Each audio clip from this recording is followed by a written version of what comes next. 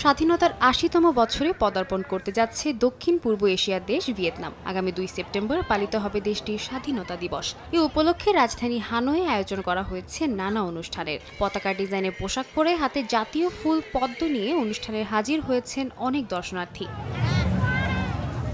তবে অনুষ্ঠানের মূল বিষয় দেশটির অর্থনীতি ও সামরিক ক্ষেত্রে কতটা অগ্রগতি হয়েছে তার প্রদর্শনী। ৮০ বছরের অর্জন শীর্ষক প্রদর্শনীতে আছে সেনাবাহিনীর অস্ত্রশস্ত্র সহ আধুনিক প্রযুক্তি, রাডার সিস্টেম, ব্যালিস্টিক মিসাইল থেকে শুরু করে মানববিহীন বিমান সবই আছে প্রদর্শনীতে। ভিয়েতনামের সামরিক বাহিনী তাদের নিজস্ব প্রযুক্তি তুলে ধরছে দেশবাসীর সামনে। কর্মকর্তারা বলছেন, এই অস্ত্রশস্ত্র যুদ্ধের জন্য নয়, বরং শান্তি ও সীমান্ত সুরক্ষার স্বার্থেই বানানো হয়েছে।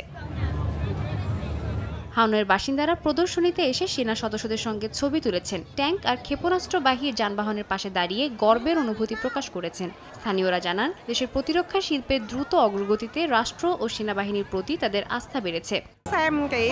ভিয়েতনামের অর্থনীতি আর প্রতিরক্ষা প্রযুক্তিতে ৮০ বছরের অর্জন তুলে ধরা হয়েছে প্রদর্শনীতে। আমরা এখন বহু অস্ত্র ব্যবস্থা নিজস্বভাবে তৈরি করতে পারছি। এটি আমাদের দেশের প্রতি, সরকারের প্রতি এবং সেনাবাহিনীর প্রতি আস্থা আরও বাড়িয়েছে।